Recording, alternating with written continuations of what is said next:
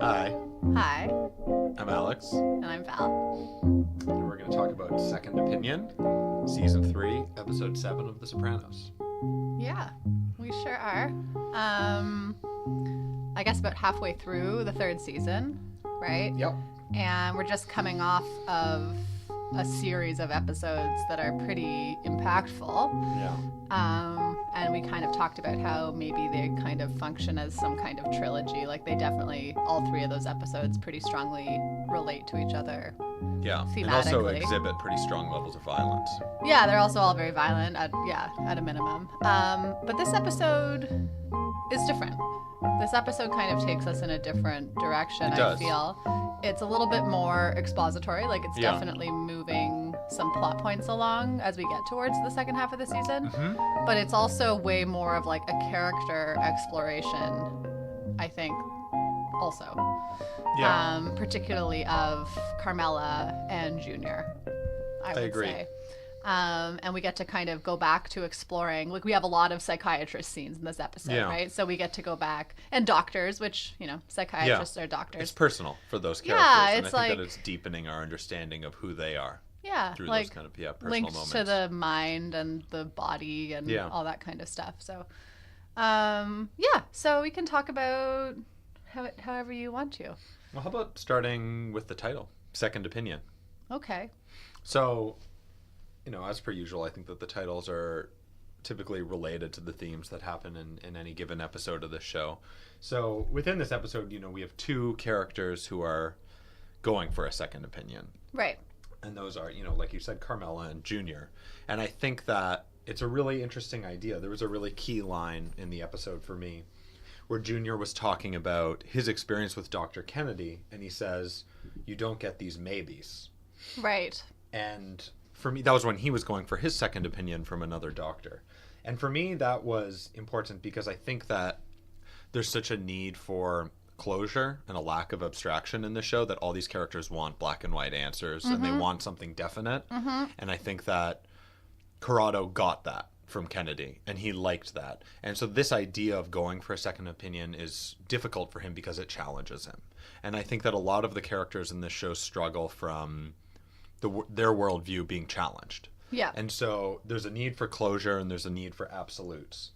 So similarly with Carm, when she goes for a second opinion by actually following up with the psychiatrist who's referred to her, She gets absolutes from him. but they're definitely very challenging. They Totally. definitely challenge her entire worldview that she's been able to hold not only up until now in the show, but for her entire life. Yeah. Yeah.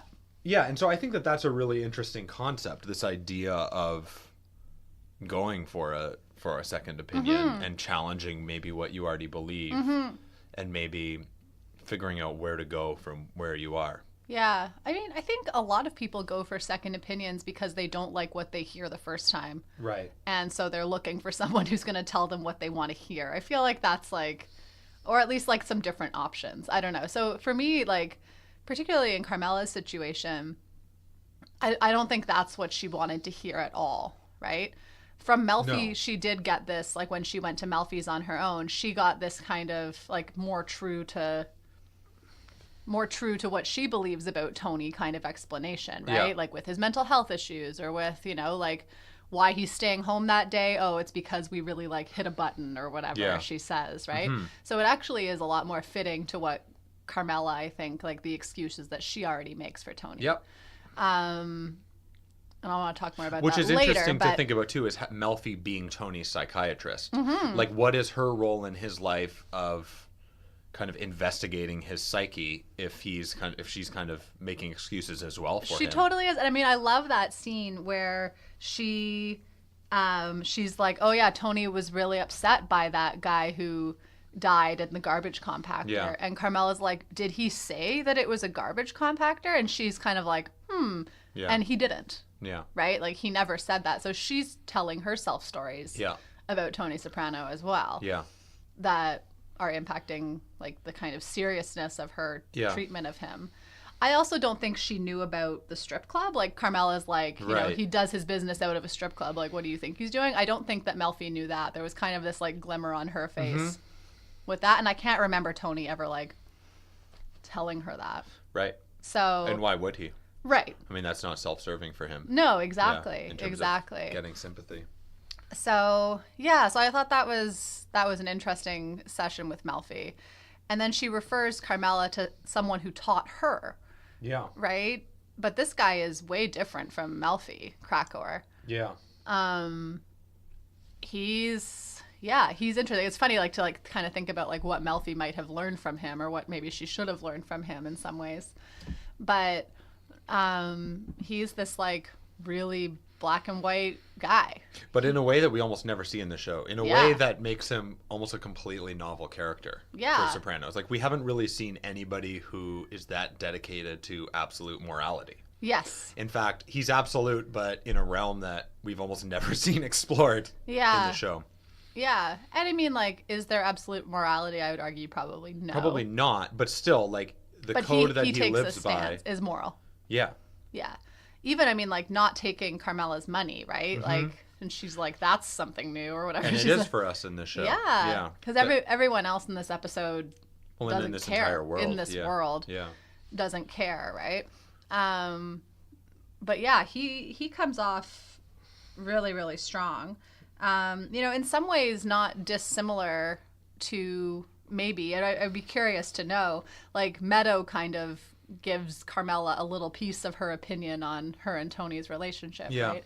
And Carmela's actually, I think, at that point, kind of open to hear what she has to say, right? Because she just came from Melfi's office. She is kind of investigating these issues of their relationship. I think she's actually genuinely asking. I don't think she's just being oh, tell me what you think, Meadow. Right. I think she's actually saying, how do you see our relationship? At the same time, I think Meadow is wise to not touch that with the 10-foot pole. Sure. And she does say, I'm not touching that one. But she does capture that accommodational pretense part, which does sound like it came from last night's homework for sure.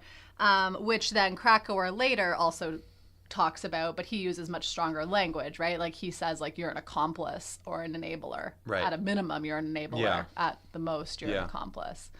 So I just thought, I don't know. I just thought there was some interesting. Definitely. I thought it was interesting, too, what he said in terms of many patients want to be excused for their predicament for what happened in their childhood. Yeah. Saying that that's what American psychiatry has been reduced to.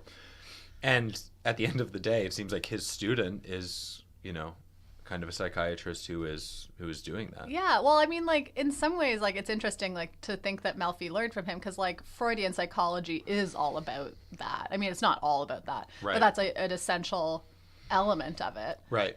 It's what it's based on. It's foundational to psychoanalysis, really, in that Freudian kind of area. So it's interesting. I know we never see this guy again. Spoiler. Yeah.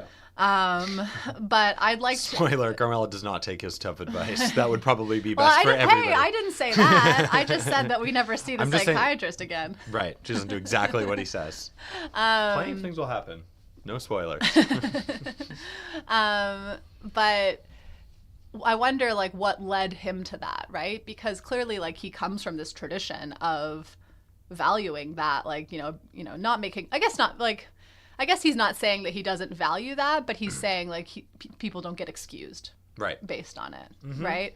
But I wonder, he's an old guy, right? He's been married for 31 years. Maybe things in his experience led him to kind of, establish this more morally unambiguous method to his treatment. Yeah. Because I think characters are always looking for excuses, right? And getting a second opinion, like I said earlier, I feel that is you're just looking for someone to tell you what you want to hear. Yeah.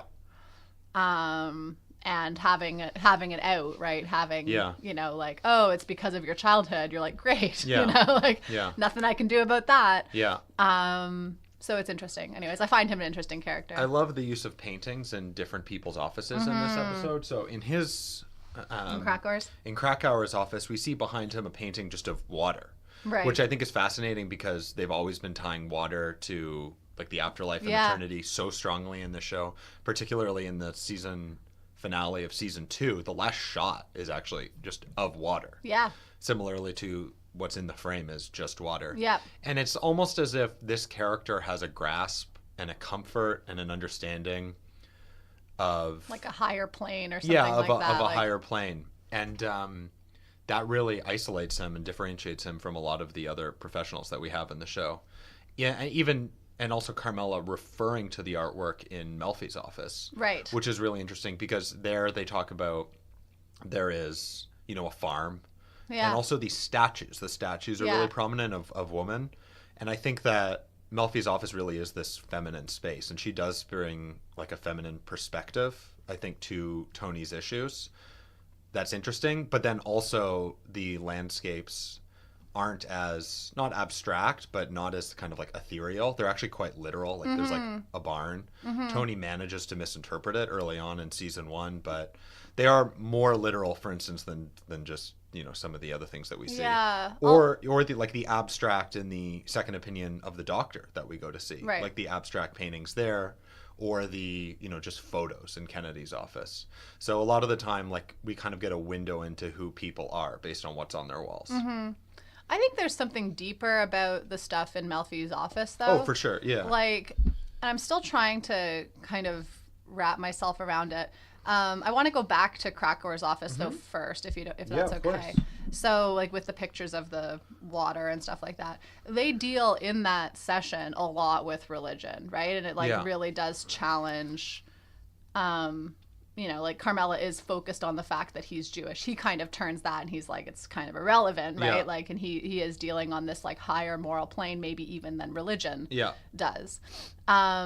But she talks about her Catholicism basically as almost an out for why she hasn't left Tony, right? Like it is kind of this excuse. And this is not her second opinion, right? Yeah. Like we know she's gone to Father Phil, who told her something different, right? Yeah. Which was more fitting with how she wants to feel like she's helping Tony, right? She wants to feel like he's redeemable. She wants to feel like she is doing the right thing from a religious standpoint by staying, right? Because she doesn't have to then question her complicity or being an accomplice in that, right? Like she can like make an excuse that's what that's the reasoning, even the moral reasoning behind it, right? Is that she's doing that. So I feel like in that session they're dealing really with these like larger like kind of existential issues, if you want to call it that. In Melfi's office, I don't know, the way I kind of interpreted it, because like I see both Carmela and Melfi in some ways as complicit with Tony's poor behavior. Right. If I don't know, that's not a very strong way of putting it, but when Carmela's between the statue's legs, she's looking at the statue really critically, and she doesn't like that statue, right? She says she mentions that. She doesn't like that statue. And I think it is like, it's kind of, again, I'm still trying to work it out, but I think it is saying something about women. And I think it's something about the way that Tony's able to manipulate women, maybe more so than men, or at least she's like critical of Melfi's, I don't know, like Melfi's treatment of him as a woman, as someone who is like a little bit more, is less, takes less of a hard line on issues, similarly to Carmela, right? Like I think there's something about that statue and something about like being between those legs or whatever that Carmela can see herself in, but also like is critical of Melfi for being this way. Yeah.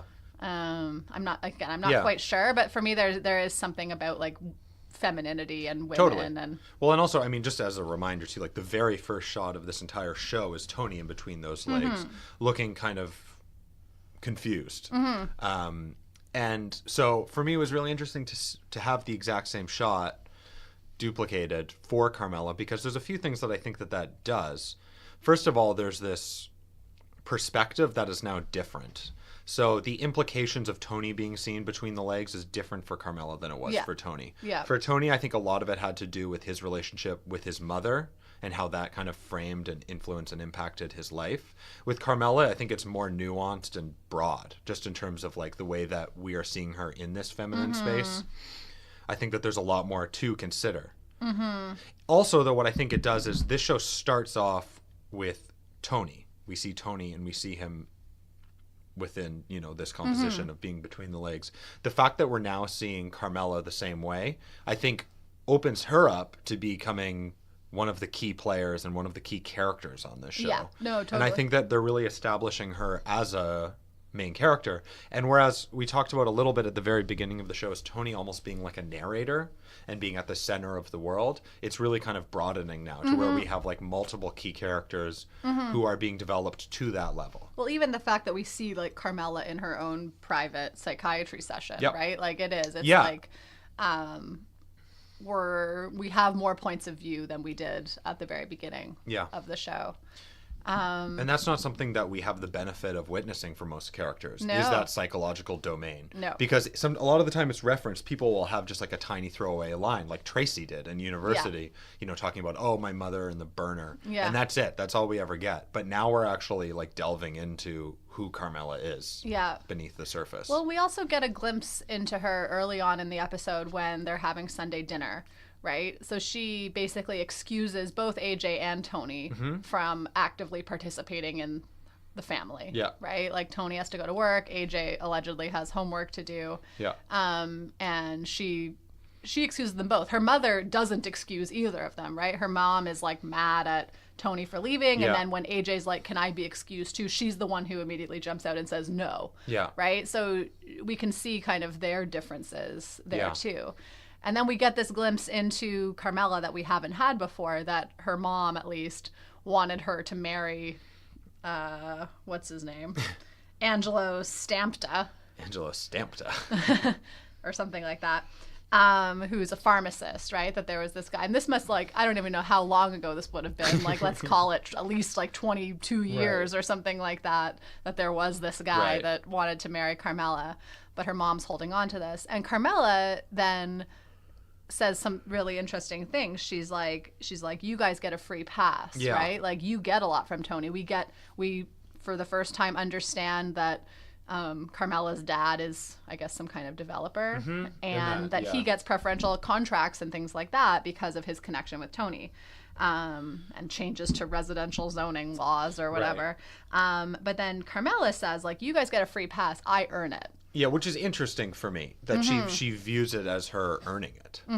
That, she sees it as putting in work to get something, which is actually strangely transactional, and I think indicative of maybe who she is in a lot of ways. Totally, right?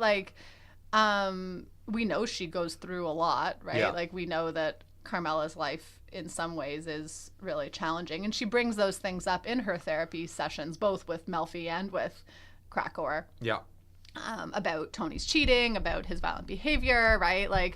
So we know that this is not something that doesn't bother her, right? She's not cold to it or recognize, she doesn't think that she's not compromising anything, but I think she really knows what she gets from it too. Yes. She says it outright. She says, I earn it, right? And so we see that with this, $50,000 for the for Columbia's black marble donors wall or whatever.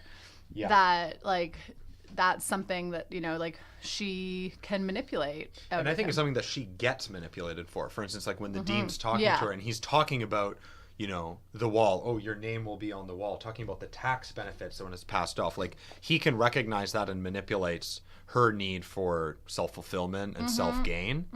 And I think that that's also a really interesting dynamic. Yeah. But she is complicated, right? So well, obviously that's understatement of the year, but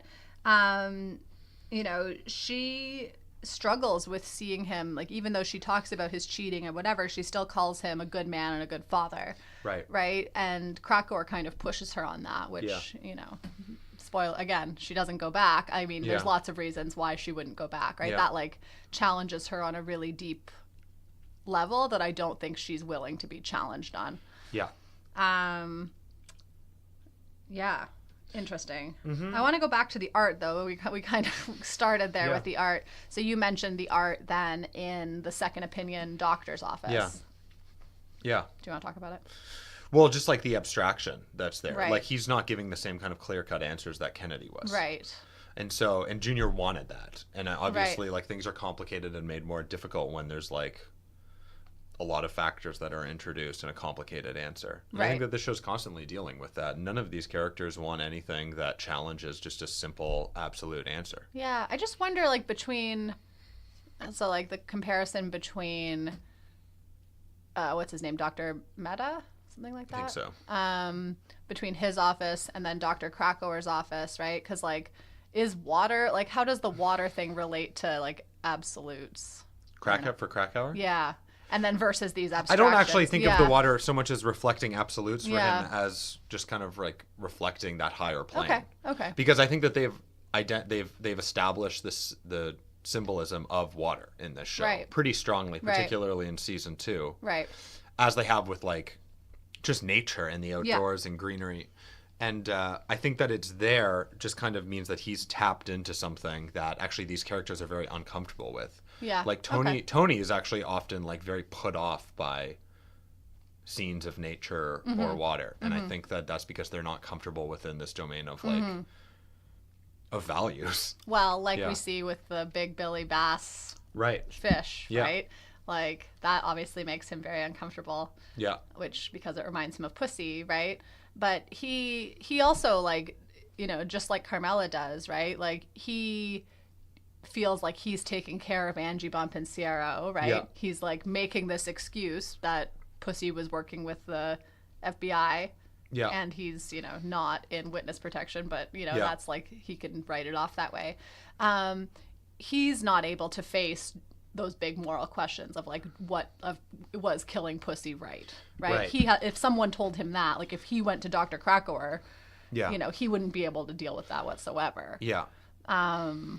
Because killing someone would not Right. And jive, you can see would how not he- jive with yeah. Krakauer. And you can see Yeah. how he lies to himself to rationalize the Yeah. situation and make Yeah. himself feel like he did the right thing there.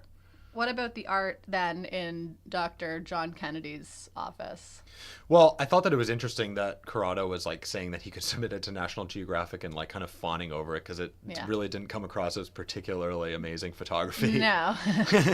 No. But but again, it's like it's literal, you know, Yeah. kind of like I was talking about like the barn kind Yeah. of situation in Melfi is like maybe like a middle ground. Like that's like really just documenting places, and Yeah. people. Yeah. Also, like, kind of lauding his ego. Right. But- And yeah, if there's one thing that if we could really get into in this episode, it's how much of a dick Dr. Kennedy is. Yeah. They really play that card pretty strong. Anybody who uses the phrase watch and learn twice in an episode, it's a real dick. Well, I guess 4 times, because both times he says, watch and learn, watch and learn. That's even worse. Yeah. Oh, no, he's a real dick. I don't think there's any ambiguity about the fact that he's a dick. No, he's really not. But yeah, no, I was interested by, like, because we visit, 4 doctors' offices in this episode, so I just thought that was interesting there. What else? What else do you want to talk about? Well, I think of anything. I'm just going to think of anything on, to do with on what we were Carmela. on what we were talking about, I think that something changes for her too, because like Krakauer says, you can never say somebody didn't tell you so. Right. And so I think that in the fact is that like in the end of the episode, when she is depressed on the couch and turns it into, I told him we're giving him $50,000 and is able to finagle that out of Tony, she actually is fully complicit now.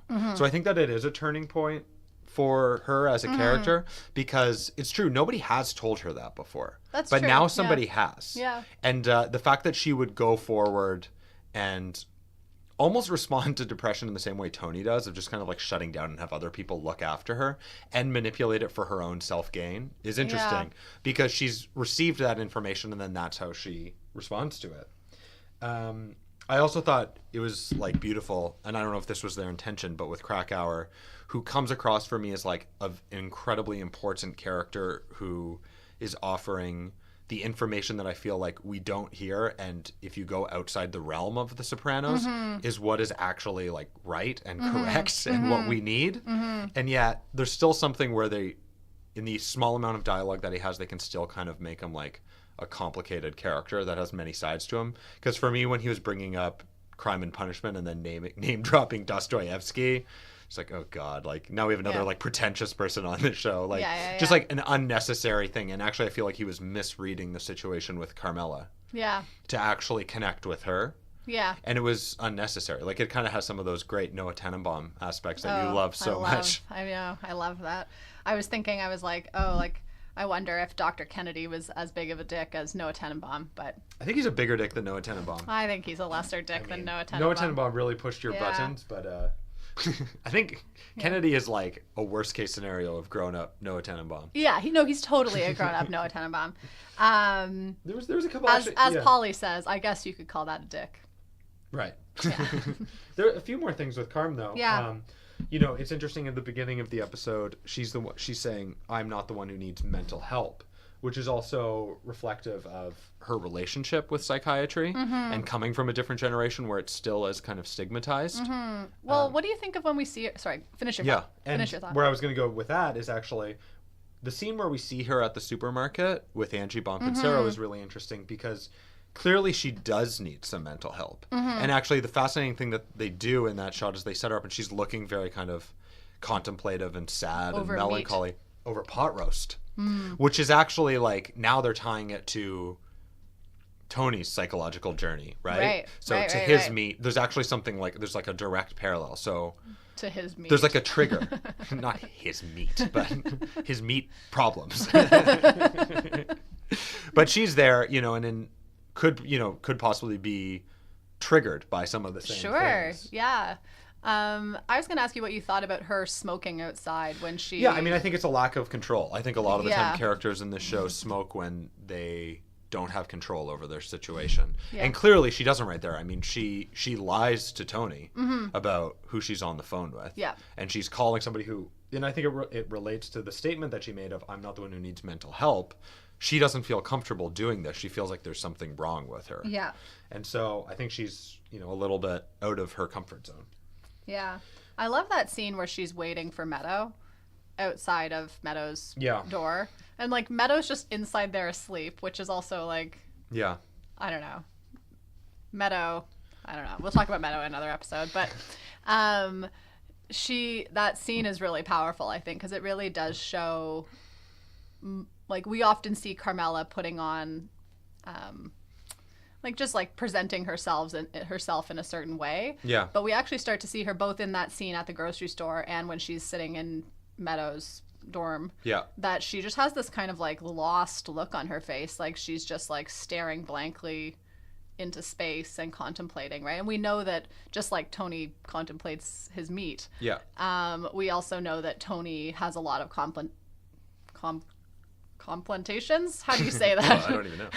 He also contemplates his kids a lot, right? And so like her sitting out there and like waiting for Meadow or like, seeing herself as investing in Meadow's future or her security, I think she puts it as some point. Right. There's some overlap also there with Tony. It's also interesting to think that her worldview includes like needing to pay off Columbia or invest in Columbia or give them a sum of money to ensure Meadow's future. Yeah. Because the reality is that Meadow should fully be in control of that. Yeah. And she should be the one who's dictating how her life goes based on the work that she puts in and what she does. I mean, she's had every privilege, so I mean, she's in a very fortunate situation to be able to do whatever she wants. Yeah. But still like the idea that you would need to like kind of bribe or like pay off for somebody to succeed, I think is indicative of like how they see the world. I don't all like necessarily get that drive to do like why Carm is so adamant about it. Because it is a huge sum of money, right? Yeah. Like it's more than they give to Magnum Day. And who knows, would that be every year? Like that establishes a precedent. And so again, it just seems like a huge amount of money. I mean, we know like Tony pulls $5,000 out of his wad of bills and throws them on the bed. Like it wouldn't be that great amount of money for them. I don't think.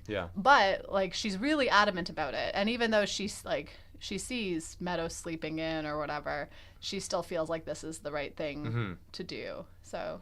Yeah. Like for what? For the, like your name listed amongst other donors on this in part, black marble wall? I think that she's in a weird moment where she's really affected by Meadow leaving home and perhaps actually AJ not being there. Her depression really seems to kick in when the kids aren't there at all. And I think that makes her question who she is and what she has. Like the scene where AJ comes back and Carm's kind of like fawning over him and saying, it's the longest we've ever been apart. Mm-hmm. I really think that like she is missing something right now from her relationship with her kids and where they are in their life, and she's looking to like fill that void. Yeah. In some way. Yeah. Yeah, I don't know. It's really interesting. Like, I don't know. Like, Carmela's obviously someone who's like interested in, I don't know how to say it, like more philosophical thought, I guess. Like, she is interested in religion, for example. I mean, to some extent. She's interested in this book that Meadow has about the theory of the leisure class. Right. But then she also reads, like, we see her reading Memoir of a Geisha, and she reads Barbara Kingsolver in this episode. She's kind of constrained by this life. Even still, though, I mean, she's reading. She's reading. Yeah. Yeah. Which is more than you can say for almost all other characters. I mean, maybe if Tony were in jail, he would read Crime and Punishment. But, for 8 years, reflect and seek redemption. Yeah, I don't know that he would ever pick up a book these days. I have another thing with Carmela that was interesting is like when she sees Angie and she goes to Tony, you kind of get the feeling that she's looking out for Angie and talking to Tony to have Tony give her more money for her dog's surgery. Or whatever it is, his dog's medical treatment. But it's interesting because in the end of the episode, that empathy kind of changes to self-gain when she's saying, well, you have money for Angie Bompensero and God knows how many widows. So like her as a character is complicated because I think that she can be manipulative. That she can use like values and empathy actually in the end actually for her own self-gain. Like she actually kind of manipulates those things. No, totally. Just briefly just about Angie. Do you think she's actually hard up for cash, or do you think she's just completely playing Tony? Because when we see her at the grocery store, I believe her when she says, like, things are hard. I think that's how she feels. I don't think that she's... I don't know. You could make an argument. I don't think that she's trying to manipulate. Catalog. It's true. And her dog does look fine when he comes outside. Right. Maybe. Yeah, it's possible. Hard to read. Ambiguous. I thought it was interesting, though, that, like, Tony breaks her car because I mean her car and cars are something that like that was Pussy's business. So there's actually something like very direct about like bashing that. And also later on in the show, an incredibly minor spoiler that I can't imagine anybody would care about, but Angie starts to actually work with in the car business. She actually like has like an auto shop, so like there is a continuation of that, and that is important for that family. So there's something actually about like Tony like destroying that as a message that's really interesting. Totally. I wanted to talk about Junior a little bit because we start the episode with this Junior's anesthesia induced dream, right, which is pretty funny. And then we see him going through this process. We see him idolizing this dick of Dr. John Kennedy, right? Just because he has the same name as JFK. Basically. I mean, I think it's more. I mean, he also, like, provides closure. Well, he also is one of these, like, unambiguous person. Like, this is the course of treatment, and that's that, right? Like, and I think he's, like, a kind of, like, 1950s style man. He's a doctor, and he golfs, and he's white and like has like traditional respect in society, and even though he's like a huge asshole and only looks out for himself, that's like almost a positive. But then we see him like I mean, I don't know if it was a mistake of Dr. Kennedy that there was tissue left or whatever that they didn't take out in that first surgery. Like I don't know if like it was his treatment that wasn't effective or what, but we see Junior. I love when he like has Bobby come into the office with him, to like get to be there for him, and then Tony later on. He's grappling with these larger issues of his body and his health, and like sees himself. He really doesn't want to be sickly, right? He wants to be better. And chemo, even though like, it might be an effective treatment, like it does make you sicker before it makes you better in a lot, or at least in the physical ways that you experience, right? I also love it with that, like the emphasis on when does Junior get to start to eat normally again? Because he like really chides Bobby for asking that in the office. But it's obviously a big deal for Bobby, right? Like his life is a lot about food, right? But it's also caring about Junior, right? Like it's like his like he's cooking for Junior and stuff like that. And then Tony also asks Junior that later when he comes by after Junior's Right. making this like disgusting milkshake of Meat milk. Milk meat. which is disgusting. Who doesn't love meat milk? And, you know, and then we have Junior, of course, like throwing up Yeah. with the chemo, right? So like really even like not able to keep normal food Yeah. in his body, even a milkshake, right? Yeah. A real one from Baskin Robbins, Right. I think. Yeah. But so yeah, I don't know. I find the whole thing interesting. It's interesting also because we do see like other references later in the show to JFK and to the Kennedys, right? Yeah. So his kind of obsession with all things, I don't know, not historical is not the right word, but like maybe nostalgic. And you, like you said, that like 50s man kind Yeah. of thing. I think that comes back to us again in other episodes. Yeah. So I just wanted to pay attention to it. And yeah. Yeah, I feel like from his dream too, there's kind of like a specter of the FBI and law enforcement that hangs over this episode. Like he's seeing the FBI. There was more too. Like so in Junior's dream, AJ mentions the FBI at the dinner table, Right. and Tony says, "So what?" And then Carmela actually like The gives CIA Meadow a paper. CIA Yeah. article. So yeah, I feel like that's just kind of like always in the background for these characters. Yeah.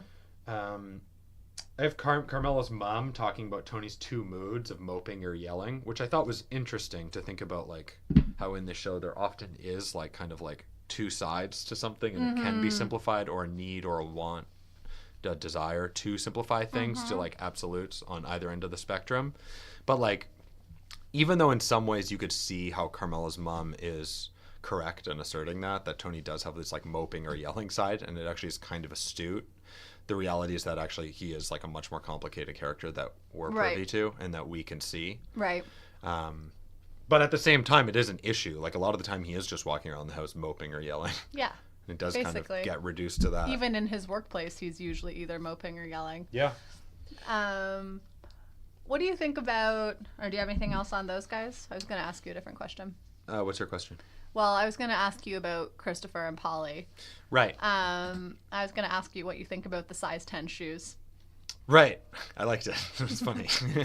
I don't know, like I think it does say something about men. Right. Well, I think that they're 'Cause it's focused like- on so many things, but they're clearly not focused on their partners and who they are. Because like even the fact that they round it to a round number, I think means something to me. Yeah. That like they just kind of like hold on to it as something that like is so simplified and Yeah. incorrect is Yeah. interesting. But it's also, I don't know, again, it's one of these things I'm still trying to figure out because we just come in here right after, so sometimes my brain doesn't work fast enough. But there's something about, like, because the women, right, so like whoever Polly's partner is that we've seen, maybe it's the same Yeah. woman that we've seen before who has the kids, I'm not sure. And then, of course, Adriana, like, they are anxious to accept these gifts that clearly don't come from anywhere good, right? Right. Like, these are stolen Jimmy Choos. Yeah. They're next season's Jimmy Choos Yeah. or whatever. You can't even buy them. You So can't there's really even no ambiguity. yeah, like, So how did and you it's get not these? like you didn't know, right? But that there's always something kind of like wrong with the gift, if that makes any sense. So like, like it's never. I don't know. I'm still struggling to grapple with it, but like that it's. Like the gift is symbolic, and like I think like the guys feel like they are doing something nice Right. by doing that. But what did it really cost them to get it? Yeah, well, especially like Christopher then says like, "Oh, now it's going to come out of my pocket," right? When Right. he has to get these Yeah. larger sizes, like they Smaller don't. sizes. Well, yeah, that's right. Sorry. Larger than 10. Oh my God. gosh, Sasquatch She is a size. Sasquatch. Yeah. I mean, even 8.5 is pretty big for someone of her size. Yeah. But, but yeah, like that. There's always something like, even though like, yeah, like they get this stuff and they think to give it to their partners, it's like not really right. Even this $50,000 that then like, you know, Tony decides, you know, or is convinced into giving to Columbia. Like I don't know if that's like a really good investment for them. Like I don't know if that's No. really, you know, like to get your name on this wall. Yeah. I don't know. Does that really guarantee any kind of security for Meadow? I don't think so. doubt it. I Yeah. mean, I don't know how Ivy League universities work, but I don't know how that world works. Yeah. $50,000 donations. I think they probably Maybe it does. get- Actually, maybe it does. I don't know. They're think- probably right. They're probably sadly correct. Yeah, well, that's gross. But yeah, I don't know. Anyways, I'll keep thinking about it. But there's definitely for me something there that like both guys got their partner's shoe size wrong. Right.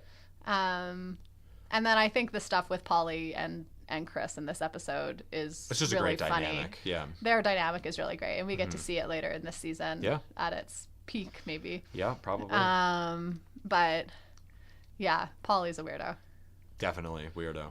Big Yeah. weirdo. Yeah. I have my biggest revelation from this episode, which is that Tony Hale, Buster from Arrested Development, is a chemotherapy technician in this episode. He is. Perhaps one of the strangest appearances I've ever seen. Yeah. When is this in contrast to Arrested Development? Oh God, I don't know. Catching me off guard. I Yeah. don't I know. mean, like, not that far off in time, I don't think. Like, I think this Probably now not. we're probably at around 2000. Like, we're in the year Yeah, 2000. in the show, like in what's the happening, show, yeah. or Probably when it was later, filmed. probably, yeah, like. But yeah. Arrested Development was like 2003, maybe. Right. So You know. interesting, but Yeah. yeah, it's so weird when you see those things happen. He doesn't Yeah. even have a line. He just like looks up. There's and other Arrested Development characters that show up, I think, in this show too. Will Arnett. Yeah. Who knew? I know. Yeah. But yeah, did you have anything? No, that was my most important thought. Oh, okay. I thought that really cracked. There the was whole also episode orange wide juice with open. extra pulp. I know. I wasn't even gonna touch it. I know. I don't even know if it was like really relevant to the symbolism that they've used in the past or is used in other film. No. But we definitely maybe do see a lot of maybe I orange just can't juice. figure it out. Loved the episode. Loved it. It's a good show. We Sopranos recommend is a good Sopranos. show. Sopranos is a good show. So keep on watching. Yeah. If you have any suggestions for us, feel free to email us. Yeah. In that at would be the great. end podcast at gmail.com. Yeah, we'd love to hear from you. Yeah. If you And- do listen to this all the way to the end, Yeah, we appreciate just it. let us know. Yeah, and we'll talk to you then.